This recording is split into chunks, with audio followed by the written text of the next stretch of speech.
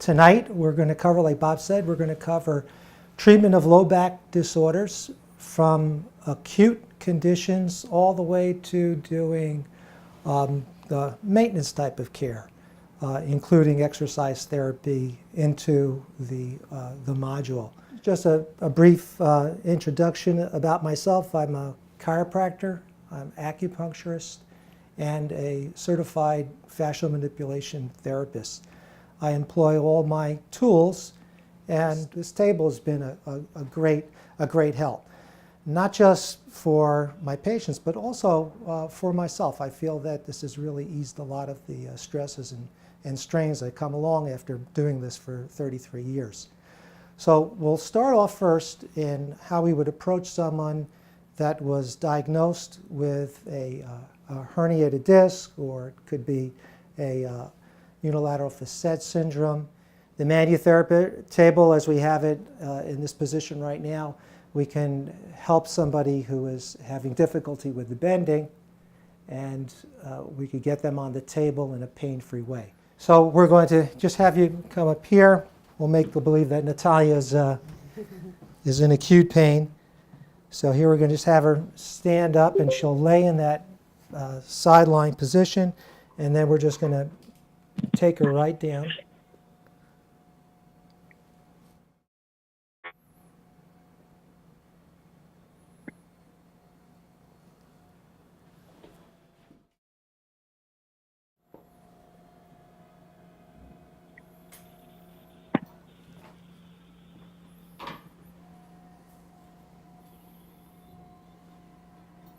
The other thing with the dual motor control, as you just witnessed, as it was taking it into a downward tilt, and then it goes into its elevation phase, all these motor units are coordinated, so it's a nice smooth transition, and the patient doesn't experience any type of abrupt, shaky movements.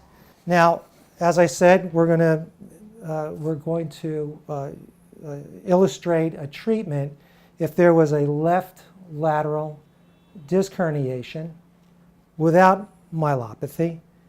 We're going to be able to get into the specified joint. At the axis of the table, which is where it opens up from the lumbar to the thoracic piece, we line up the offended joint, here L4, L5.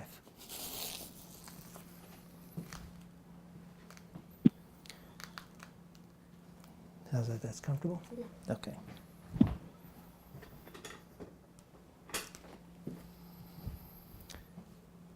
Now at the offended joint, most likely there's limited space. So I want to try to help to get a little bit more space into this area. So the first thing I will do is I will put this into a lateral tilt, and then manually just adjust the lower level. So we're like creating a slight little wedge to open up the space.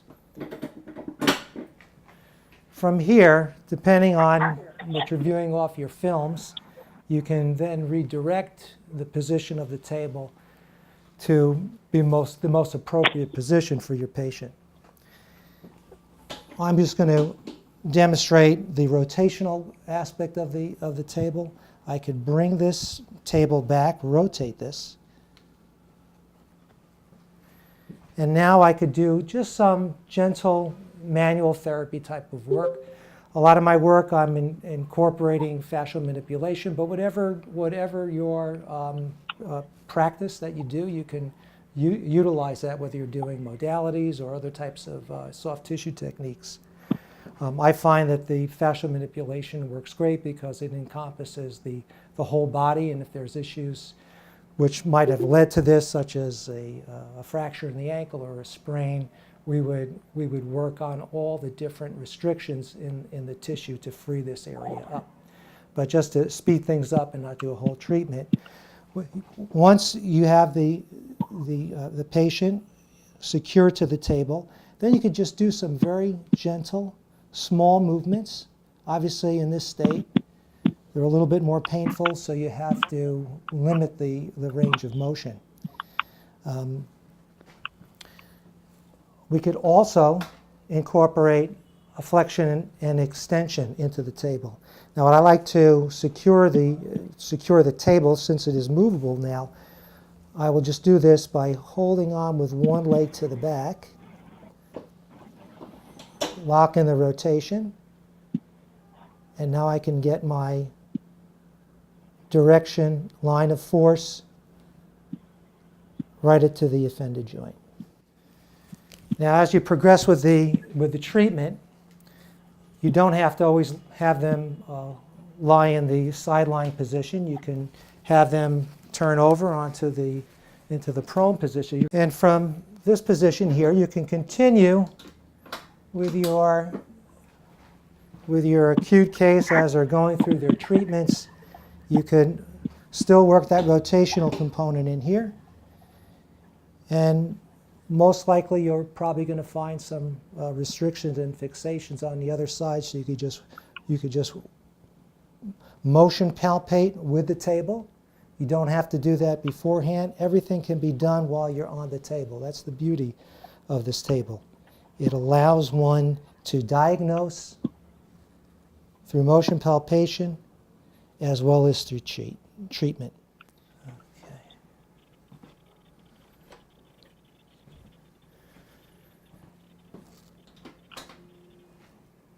Then you could continue with your lateral bending movements.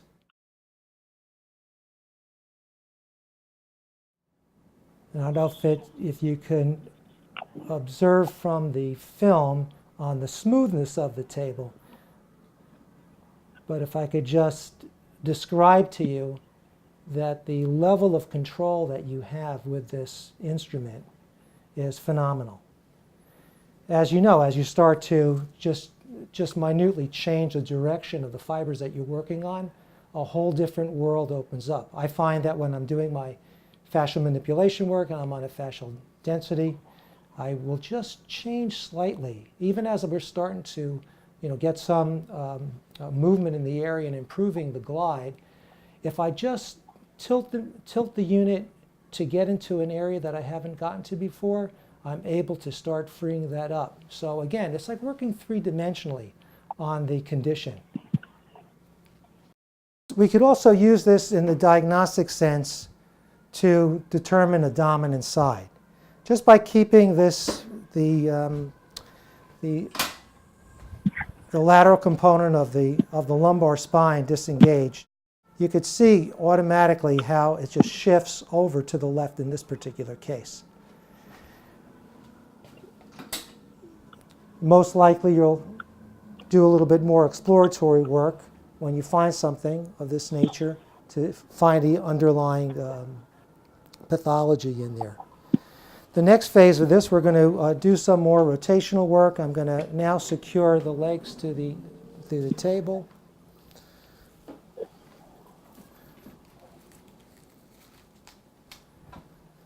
So from here, as we're progressing along,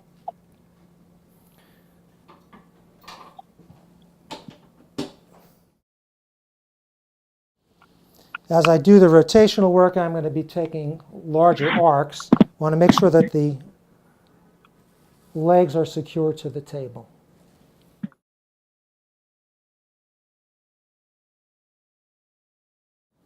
And here I could evaluate the lumbar spine as well as the sacroiliac joint, as well as the piriformis.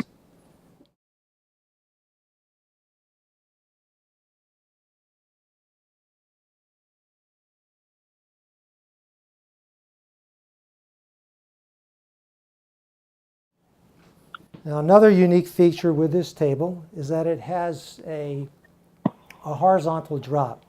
So instead of a direct A to P drop, or P to A drop, you're going to be approaching the drop from the superior part and just opening this up. It gives you a 2 millimeter space. Now, if you need more, you just disengage the traction lever, which is located on the left-hand side of the table.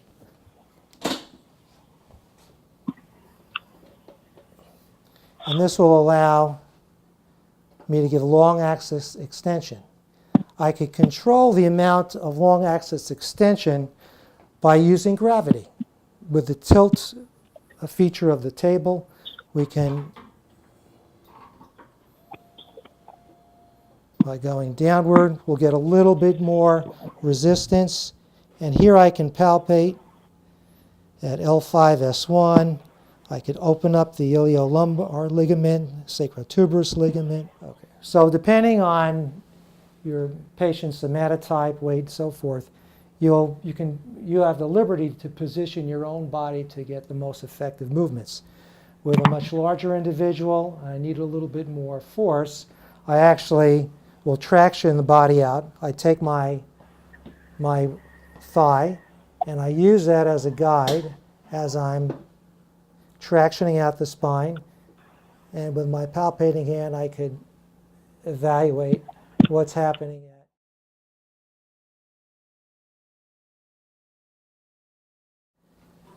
Now, as we go through our treatment, the lumbar spine's starting to free up. A lot of times I find there's a lot of restrictions from the thoracolumbar fascia, latissimus, the iliocostalis muscle, the ribs will become very restricted. A lot of people complain about pain all along the flank. I like opening up the ribs, so I'll mobilize the ribs. And this is, I could either add more gravity into this,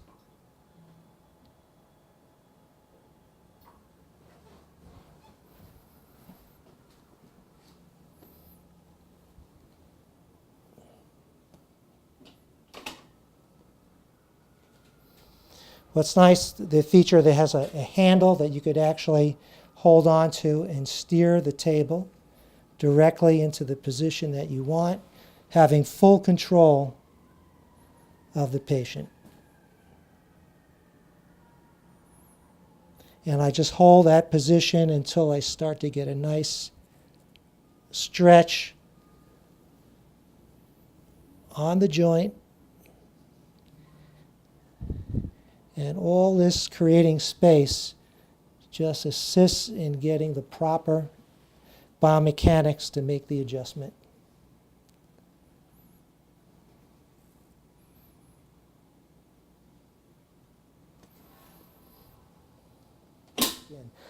You'll notice too on the table that when you're going into a lateral position, they've got 5 different slots. So you can lock them out at different positions, and it was designed that way to accommodate the 5 lumbar vertebrae, so you can get the specificity with that. I always work 3-dimensionally. Especially if someone's having difficulty in stabilizing, we'll look at the quadriceps, look at the abdominal musculature. Many times there are restrictions within the rectus abdominis or the obliques that need to be addressed, as well as the psoas. And with this table, we could now continue our exploration. After palpating, finding where the offending trigger zones are, fascial densities, I could then utilize, the table's going to be moving, yeah, just put it up there. So we could just start off very simply in an acute case and just go through our palpation. I could then add in a circumduction component to this, where it allows me to go a little bit deeper, and I could utilize the various different angles to get directly on top of the offending tissue.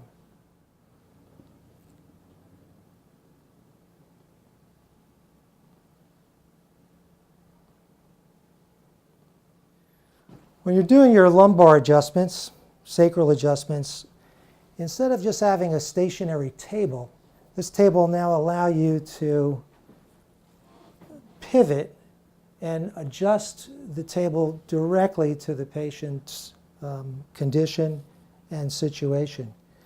So if there was a wedging at L4, L5, I would want to help to increase that increase that space. So I can tilt the table forward a little bit on the front part, tilt this down, and actually create a nice wedge in here so I'm able to do my manipulation with less strain on the patient. I could traction out the tissue.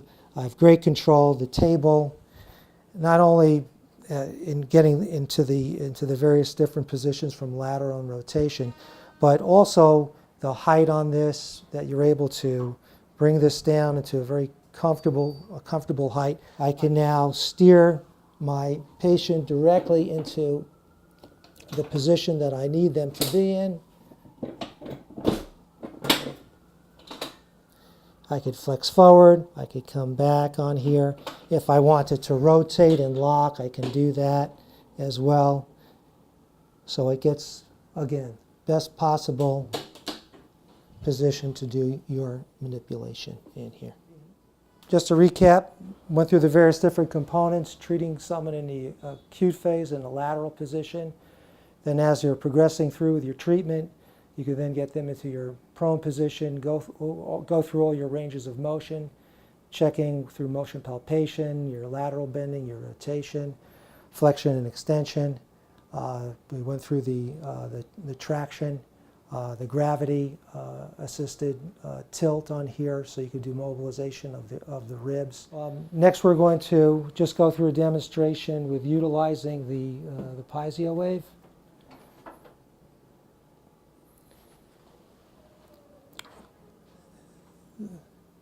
I find this works great. When I do my work, I will evaluate the body doing fascial manipulation, and then I will treat those points that I find. When I want to treat an area where there's more congestion, let's say around the facet joint, I will increase the intensity, and the patient most likely will feel some type of sensation, and it's very precise.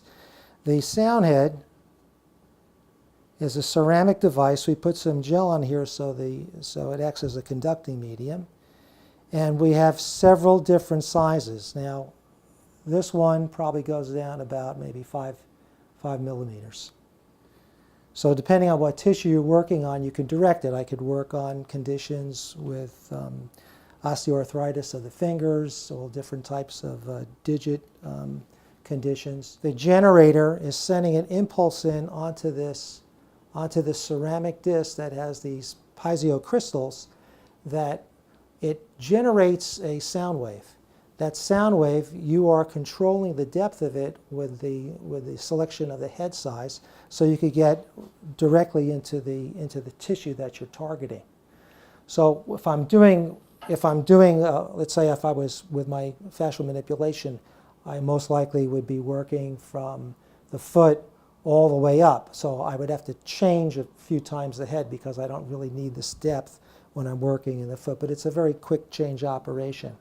As I work myself up, then I will get into the offended area, and you could also use this to do trigger point work, and the patient will let you know that they're on it, and you hold that position while they're on that until the sensation starts to dissipate. But also, while you're doing this, you could also add in all the mobility that we just demonstrated before. Again, just changing a slight little nuance brings out a whole different clinical criteria, which I find, again, is much more helpful in achieving my goals working with my patients.